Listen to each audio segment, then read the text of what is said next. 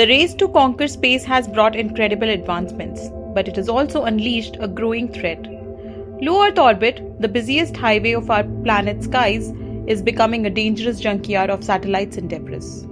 Without urgent global cooperation, experts warn that this critical zone could become unusable, jeopardizing the very technology that powers our modern lives. Start. 7, 6, main engine ignition. 4, 3, 2, 1, 0, and liftoff of Space Shuttle Atlantis.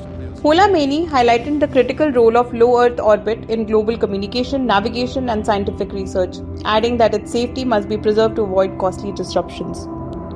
Despite the urgency, establishing a centralized system for space traffic coordination remains a challenge. Some nations are hesitant to share data, fearing security risks, while companies worry about protecting proprietary information. As a result, the congestion in low Earth orbit worsens.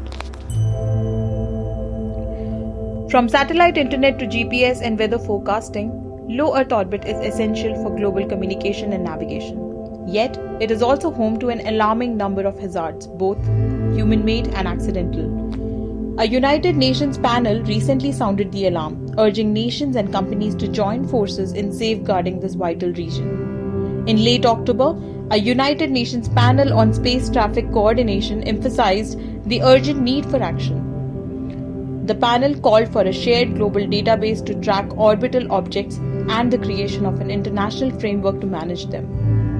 According to data from US-based Slingshot Aerospace, over 14,000 satellites currently orbit the Earth, including about 3,500 inactive ones. Additionally, there are roughly 120 million fragments of debris, most too small to track but still hazardous. The panel's co-chair Aarti Kholameini, who also leads the United Nations Office for Outer Space Affairs, stressed the importance of space safety. She explained that with the rapid increase in the orbital objects, public and private operators must work together to prevent collisions by sharing information.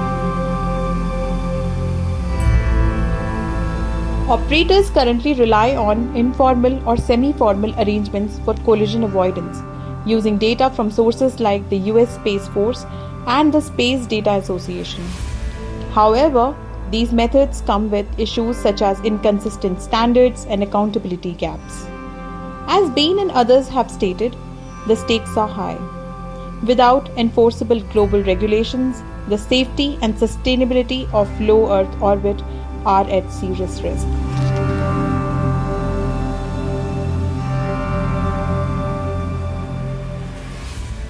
In August, a Chinese rocket stage exploded, scattering thousands of fragments into orbit. Earlier in June, debris from a defunct Russian satellite forced astronauts aboard the International Space Station to take shelter temporarily. Experts such as North Star Earth and Space CEO Stewart Bain have described the situation as reaching a tipping point.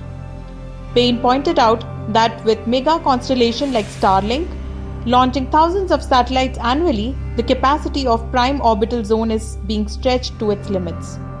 Starlink, operated by SpaceX, had over 6,700 satellites in orbit as of November 2024, according to Jonathan's Space Report. SpaceX reported conducting nearly 50,000 collision avoidance maneuvers in the first half of the year, double the number from the previous 6 months. The European Space Agency has also noted a sharp rise in maneuvers. While they once averaged 1 per craft historically, this figure has now increased to 3 or 4 times per spacecraft. Data from Leo Labs revealed that 8 to 900 km altitude band contains over 3,100 objects, including operational satellites, defunct payloads, and debris. This zone accounts for 20% of the total mass of objects in low Earth orbit, posing a significant collision risk. The issue of space debris is compounded by defunct satellites which remain in the orbit for years before burning up in the Earth's atmosphere or being relocated to graveyard orbits. Anirudh Sharma, CEO of Bangalore-based Digantara, explained that growing geopolitical tensions have made cooperation even more difficult.